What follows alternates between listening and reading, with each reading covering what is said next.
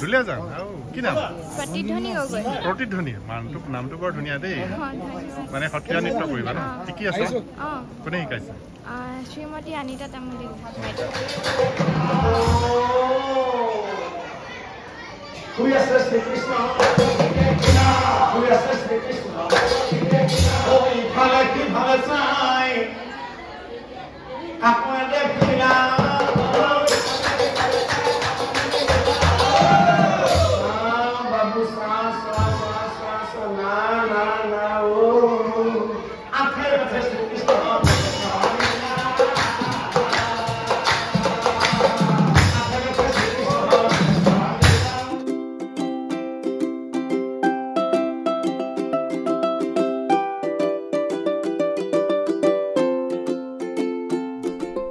আমাৰ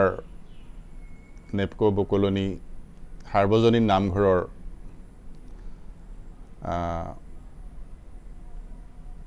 25 সংখ্যক স্থাপনা দিৱস বা ৰূপালী জয়ন্তী বিভিন্ন ধৰ্মীয় কাৰ্যসূচীৰে এই অনুষ্ঠান ভাগি আৰম্ভ কৰা হৈছে আৰু আজিৰ অনুষ্ঠান ৰাতিপুৱাৰ পৰা আৰম্ভ হৈছে উখা কীৰ্তন ধৰ্মধ্বজা উত্তোলন 25খন ধৰ্মধ্বজা উত্তোলনেৰে আজিৰ কাৰ্যসূচী আৰম্ভ হৈছে যদিও ৰাতিপুৱা বতৰটো খুব বেয়া আছিল খুব দবাপিটা বৰষুণ ধৰ্মধ্বজা উত্তোলনৰ পাছতে ধুনীয়া বতৰ কৰিলে আৰু ভকতবৃন্দ আহি নামঘৰত আপোনাৰ উপবিষ্ট হ'ল তাৰ পাছৰ বিভিন্ন কাৰ্যসূচী আপোনাৰ একাধিক্ৰমে চলি গৈছে আৰু সন্ধিয়াৰ ভাগত হয় নেগাৰা নাম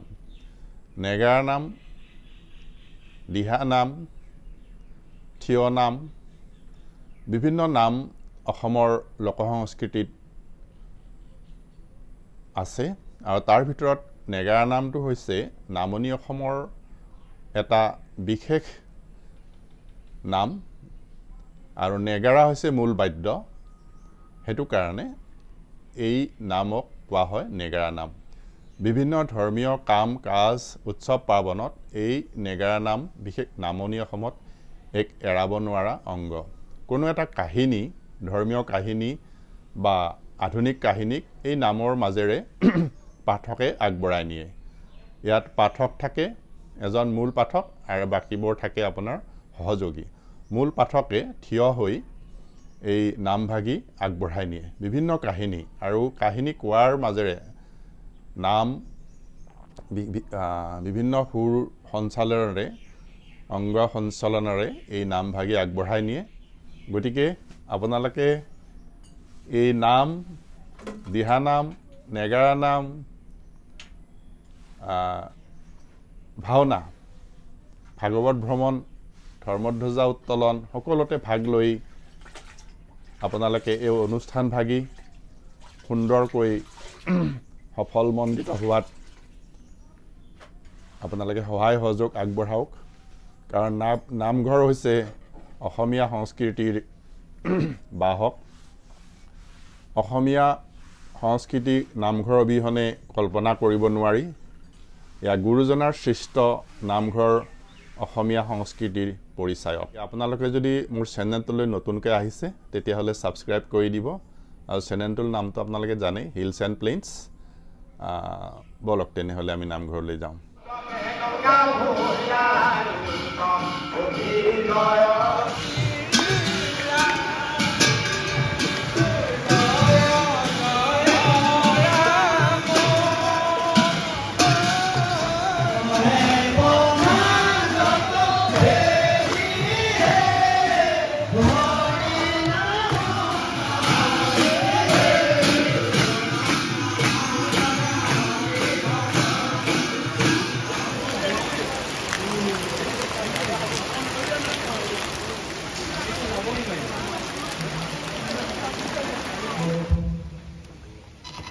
মোৰ নমস্কাৰ থাকিল নমস্কাৰ हेलो আজি দিনটো आई जाओ আমাৰ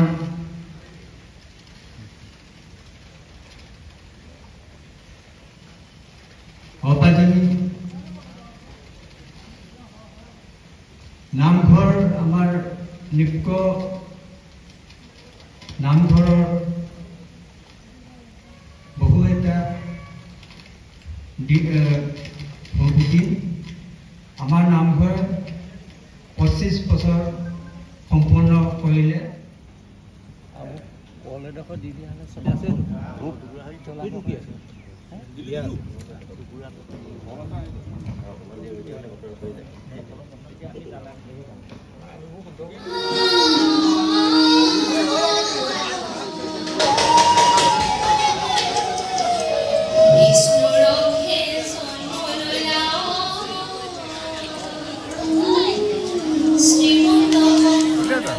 কি নাম প্ৰতিধ্বনি গগৈ প্ৰতিধ্বনি নামটো বৰ ধুনীয়া দেই মানে সত্ৰীয়া নৃত্য কৰিবা ন শিকি আছা কোনে শিকাইছে শ্ৰীমতী অনিতা তামুলী দুলীয়াজানৰ তাৰে নে অইলৰ নে অইলৰ ঠিক আছে পাম দেই অলপ পাছত হা অইলৰ নহয়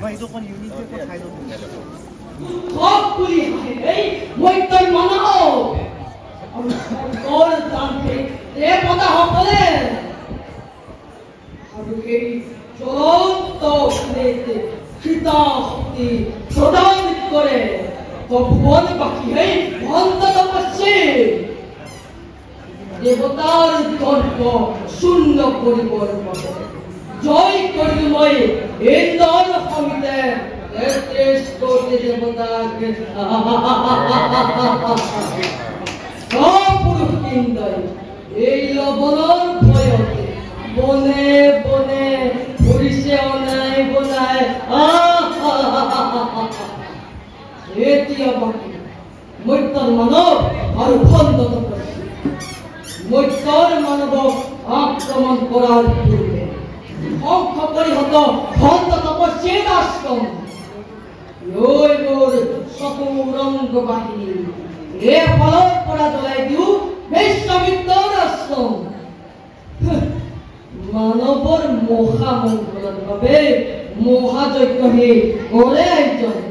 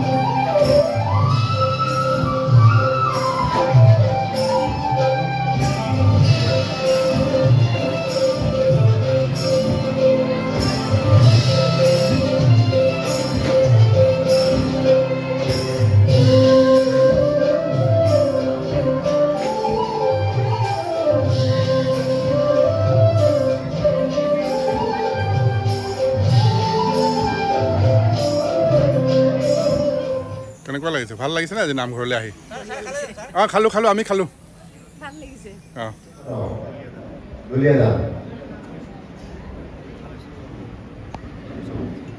মই বটানী ঘোঁৰা কৰিবৰ বাবে সন্মানিত ঋতুদত্ত ছাৰক অনুৰোধ জনাইছোঁ তেওঁৰ লগত ৩,০০০ টকাৰ লগতে এখন মানপত্ৰ লাভ কৰিছে মই বটানী প্ৰদান কৰিবৰ বাবে আমাৰ খেৰাৰ্থী ছাৰক অনুৰোধ জনাইছোঁ তেখেতে লগত ৫,০০০ টকাৰ লগতে এখন মানপত্ৰ লাভ কৰিছে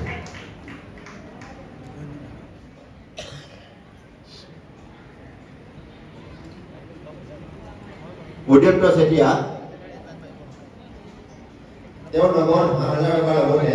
এখন মানপত্ৰ প্ৰদান কৰা হৈছে মই বটানী প্ৰদান কৰিবৰ বাবে এখন সন্মানিত হিচাপে অনুৰোধ জনাইছোঁ ইয়াৰ পাছতে আমি আজি সাংস্কৃতিক অনুষ্ঠান আৰম্ভ কৰিব লৈছোঁ সাংস্কৃতিক অনুষ্ঠান আমি গৌৰৱী হাজৰিকা নদী নাই আৰু এখন মানপত্ৰ প্ৰদান কৰা হৈছে এয়া আমাৰ এইবাৰ নামঘৰৰ ৰূপালী জয়ন্তীৰ আমাৰ এখেত নিপেন মহন্ত ডাঙৰীয়া তেখেত আমাৰ নিপকৰ কৰ্মচাৰী আছিলে এতিয়া অৱসৰ লৈছে আৰু তেখেত হ'ল আমাৰ যিখন স্মৰণিকা ওলাব কাইলৈ উন্মোচন হ'ব তাৰ সম্পাদক আমিও বাৰু অলপ জড়িত হৈ আছোঁ কাইলৈ কেইটা বজাত ওলাব এখন দিনৰ 1 বজাত উন্মোচন হ'ব আৰু আপোনালোকে সেইখন পঢ়িব কাৰণ নামঘৰৰ স্মৰণিকাখন এখন হৈছে দলিল বা দস্তাবেজ এই যি আমাৰ নামঘৰ ভাগ তাৰ বিভিন্ন কথা এই নামঘৰত বিভিন্ন লেখাৰ মাধ্যমেৰে আপোনালোকে পাব গতিকে এই স্মৰণিকাভাগ ঘৰলৈ নি এনেই পেলাই নথব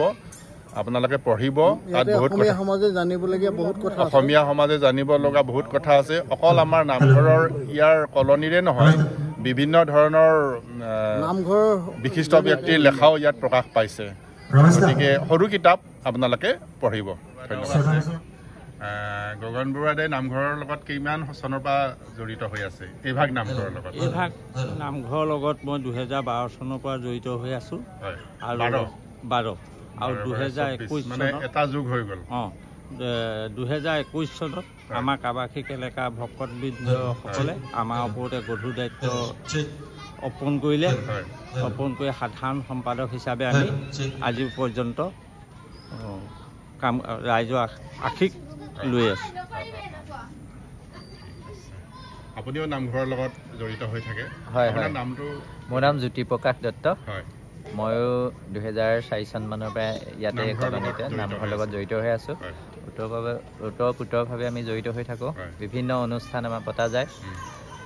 এইবাৰো সেই আমাৰ নামঘৰৰ ৰূপালী জয়ন্তী উপলক্ষে যিমানখিনি আমি অনুষ্ঠান কৰিছোঁ আজি প্ৰথম দিন ইতিমধ্যে সুকলমে পাৰ হৈ গৈছে আমাৰ প্ৰতিযোগিতা অনুষ্ঠানবিলাক আৰু অনুষ্ঠান আছে আৰম্ভণিৰ পৰা লাগি আছে কিমান চনত এই নামঘৰ ভাগ প্ৰতিষ্ঠিত হৈছিলে 2001 চনত হৈছে মই কিন্তু ইয়ালৈ কামেং প্ৰজেক্টৰ পৰা 2006 চনত আহিছোঁ 2006 আৰু মোটামুটি অনুমানিক প্ৰায় 20 বছৰ হৈ গ'ল মই অহাৰ পৰাই নামঘৰৰ লগত জড়িত আৰু ইয়াতে আমি নিজে বায়ন হৈ কেইবাবাৰো ভাওনা পাতিলোঁ মই প্ৰায় 2007 চনৰ পৰা 12 চনমানলৈকে নিজে ইয়াত ভাওনা পাতিছোঁ তাৰপিছতে ভাৱৰীয়া নোহোৱাৰ কাৰণে আমাৰ বিভিন্ন জেগাৰ পৰা ভাৱলৈ আনিবলগীয়া হ'ল আৰু তেতিয়াৰ পৰা অনুষ্ঠানৰ লগত আছোঁৱেই আজি ধৰক নামঘৰৰ 25 বছৰীয়া জয়ন্তী উদযাপিত হৈ আছে প্ৰথম দিনৰ কাৰ্যসূচী আজি এই দ্বিতীয় অংশখিনি আপোনাৰ হেৰি হ'ব এতিয়া নামঘৰ আমাৰ অসমীয়া সংস্কৃতিৰ এটা বিশেষ চিহ্ন বা অসমীয়া নামঘৰক বাদ দি অসমীয়া সমাজ হ'ব নোৱাৰে আপুনি কি কয় আপুনিতো নামঘৰ সম্পৰ্কে আপোনাৰ বহুত ভাল এইটোতো সত্য কথা যে আমাৰ যিখন অসমীয়া সমাজ মহাপুৰুষ শ্ৰীমন্ত শংকৰদেৱে আমাক স্থাপিত কৰি গ'ল প্ৰতিষ্ঠা কৰি গ'ল আগতেতো তেনেকুৱা অসমীয়া জাতি হিচাপে কোনো জাতিয়েই নাছিলে এটা বৃহত্তৰ জাতি বিভিন্ন জাতি গোষ্ঠী চবকে একগোট কৰি এক শৰণ নাম ধৰ্মলৈ আনি শংকৰদেৱে এখন ডাঙৰ অসমীয়া সমাজ গঢ়ি থৈ গ'ল আৰু এই অসমীয়া সমাজখন একগোট হৈ থকাৰ উপায় মূল কথা হ'ল নামঘৰ নামঘৰ অসমীয়া সমাজৰ এটা অবিচ্ছেদ্য অংগ আৰু নামঘৰ অবিহনে অসমীয়া সমাজৰ কোনো অস্তিত্বই নাই ইয়াতে কলা কৃষ্টি সংস্কৃতিৰ পৰা আৰম্ভ কৰি সকলো ধৰণৰ চৰ্চা এই নামঘৰতে হয় আৰু একমাত্ৰ ভেটি নামঘৰে ইয়াতে সকলো জাতি ধৰ্ম নিৰ্বিশেষে আহিব পাৰে ইয়াত কোনো তেনেকুৱা বাধা নাই প্ৰথমটো আপোনাৰ নগাঁৱত হৈছিলে বৰদোৱাত হৈছিলে তাতে বৰদোৱাৰ একচুৱেলি বৰদোৱাৰ আৰু ওচৰত আৰু এটুকুৰা জেগা আছে তাতে প্ৰতিষ্ঠা হৈছিলে তাৰপিছত ক্ৰমান্বয়ে শংকৰগুৰু যেতিয়া ভটিয়াই গ'লগৈ বিভিন্ন কাৰণত তাৰপিছত তেখেতৰ শিষ্য মাধৱ গুৰু দামোদৰদেৱ এনেকৈ ভালেকেইজন গুৰুৰ উজনি অসমলৈ পঠিয়াই অসমৰ বিভিন্ন জেগাত মানে সত্ৰ প্ৰতিষ্ঠা লাহে লাহে আৰম্ভ হৈছে এতিয়া আমাৰ ধৰক অসমততো নামঘৰ প্ৰায় প্ৰতিখন গাঁও আছে অসমৰ বাহিৰত তেনেকুৱা বিখ্যাত আছে অসমৰ বাহিৰত আপুনি বিশেষকৈ আপুনি পুৰী জগন্নাথত আমাৰ অসমীয়া সমাজৰ এখন ডাঙৰ নামঘৰ আছে বাংগালোৰত আছে মধুপুৰত কোচবিহাৰ মধুপুৰত আছে মধুপুৰ সত্ৰই শংকৰদেৱৰ তাতেই আছিলে ৰাজধানী দিল্লীত আছে বেংগালুৰুত আছে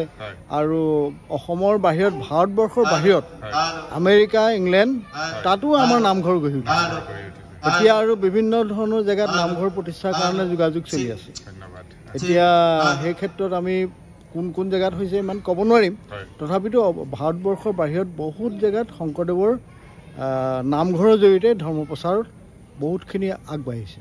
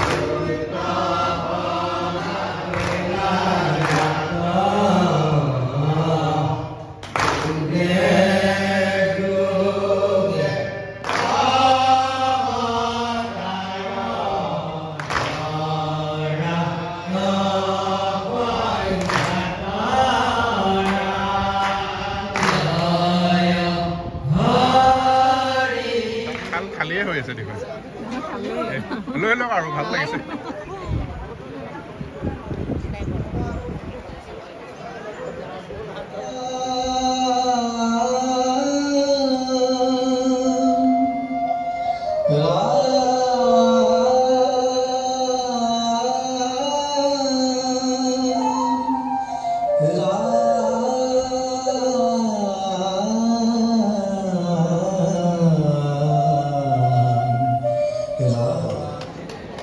আমি উপভোগ কৰিবলৈ পাম আৰু এই ক্ষেত্ৰত আমি আমাৰ সকলোৰে সহযোগিতা আমি কামনা কৰিছোঁ আৰু তাৰ মাজতে মই আন এটি ঘোষণা কৰিব বিচাৰিছোঁ যিহেতু আমাৰ ৰাতিৰ আহাৰ ইতিমধ্যে সম্পূৰ্ণ হৈ উঠিছে গতিকে মাজে মাজে আমাৰ ৰাইজে আই মাতৃসকল আৰু আমাৰ ভকত বৈষ্ণৱসকলে আহাৰ গ্ৰহণ কৰিবৰ বাবে মই অনুৰোধ জনাইছোঁ জয় কৃষ্ণ হৰি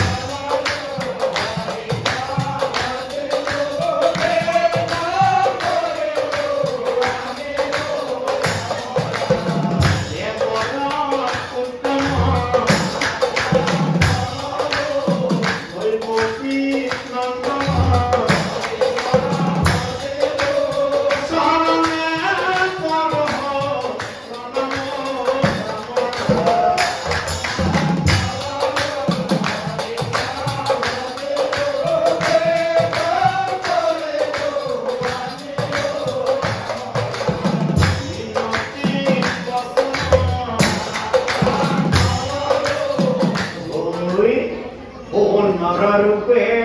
ধৰে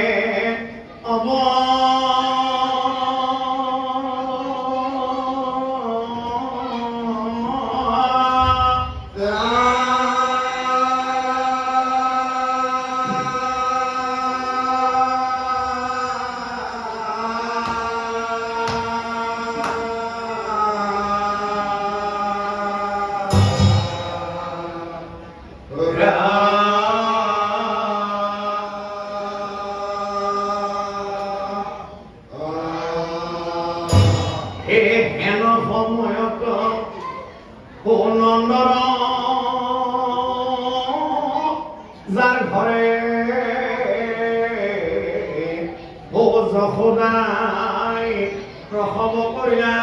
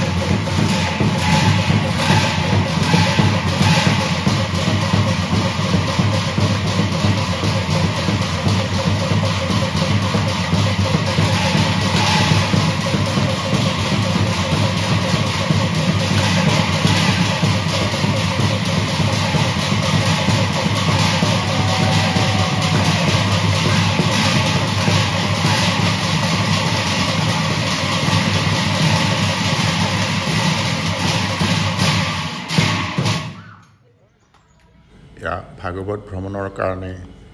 আমাৰ প্ৰতিবেশী লগতে আমি সাজু হৈছোঁ ভাগৱত ভ্ৰমণ আহি আছে আৰু বছৰিকীয়া নামঘৰৰ বছৰিকীয়া সবাহত এনেকৈ ভাগৱত ভ্ৰমণেৰে আৰম্ভ হয় ভাগৱত ভাগিক সভক্তিৰে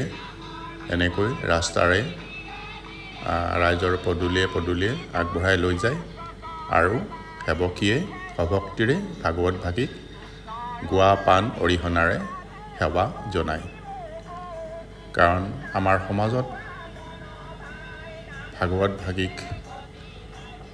বহুত অপৰস্থান দিয়া হয় এয়া ভাগৱত ভাগী আহি পাইছেহি আমি সেৱা সৎকাৰ কৰিবলৈ লৈছোঁ আৰু ইয়াৰ পাছত সকলোৰে কলনীৰ সকলোৰে পদূলিয়ে যথাসম্ভৱ ভাগৱত ভাগী ভ্ৰমণ কৰাব আৰু আমিও এই ভাগৱত ভাগী লগতেই ভাগৱত ভ্ৰমণত অংশ লৈছোঁ ল'বলৈ পাই আনন্দিত হৈছোঁ আপোনালোকেও মোৰ ভিডিঅ'ৰ জৰিয়তে ভাগৱত ভাগীৰ এই ভাগৱত ভ্ৰমণত অংশ লওক বলক আমি ভাগৱত ভ্ৰমণত অংশ লওঁ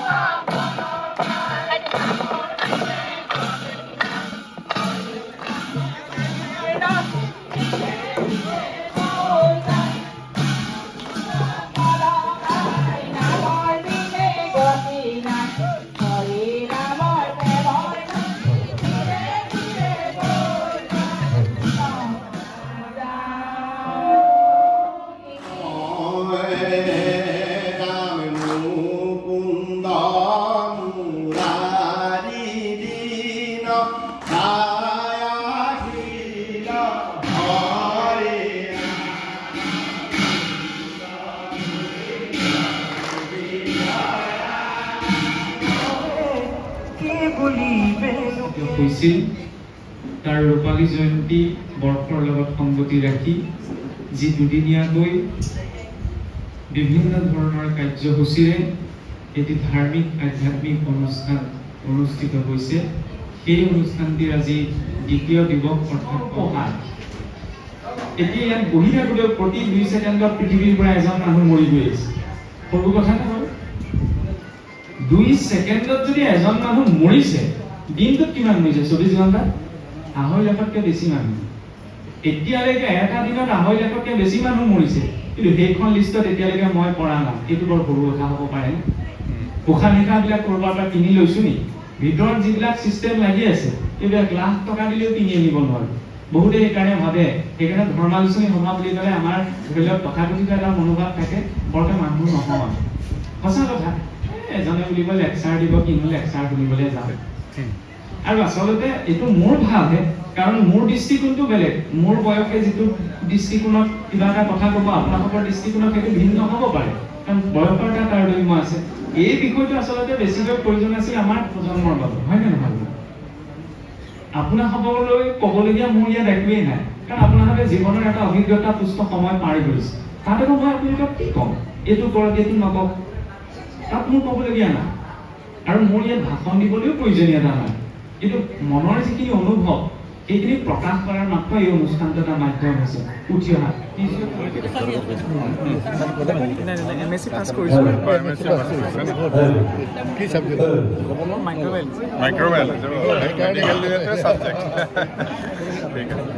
আপুনি মানে যিটো হেৰি চাইন্স সেইটো মাইক্ৰ'বায়'লজি কৰিছে, আপুনি মোৰ পৰা কৰিছে কাজিৰঙা মানে যিখিনি কথা কৈছে সেইখিনি চবৰ কাৰণে চবে ভাল পাইছে। কথা আপুনি পোৱা নাই, ভৱিষ্যতে কেতিয়াবা আকৌ লগ পাম, দীঘলীয়াকৈ কথা পাতিম। থাকি গ'ল আৰু সময়ৰ অভাৱত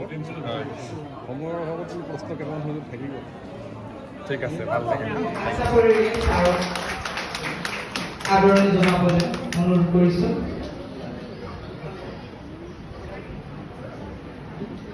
ছাৰক দুআষাৰ ক'বলৈ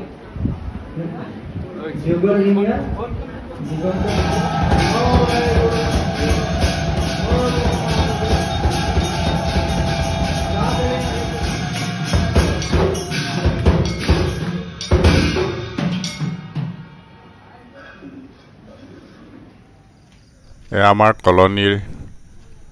আই মাতৃসকল ভাওনা চাবলৈ গৈ আছে। আজি ভাওনা হৈছে কুৰ্ম অৱতাৰ, 10 অৱতাৰৰ এটি অৱতাৰ। আৰু এয়া আমি আহি নামঘৰ পালোঁ, ভাওনা আৰম্ভ হৈছে। এয়া গায়ন বায়ন চলি আছে, আৰু বাকীখিনিও আপোনালোকে চাবৰ কাৰণে চাই থাকক। যিমানখিনি পাৰোঁ মই ইয়াত দিম। আৰু আহক তেনেহ'লে নামঘৰলৈকে যাওঁ, নামঘৰতে বহি ভাওনা চাওঁ। বলক।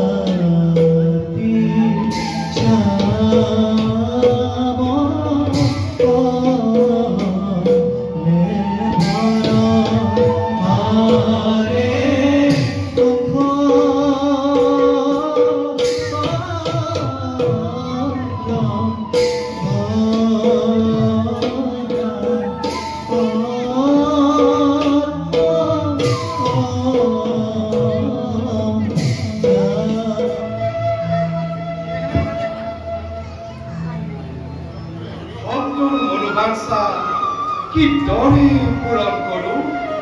তাত ভাবি একেবাৰে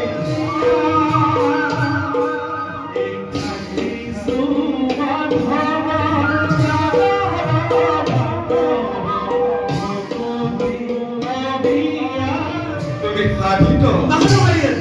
সত্য আৰু জগতৰ সকলোৰে বাৰ্তা বাহক ৰূপে বিদিত তুমি দেৱৰ্ষি নাৰায়ণ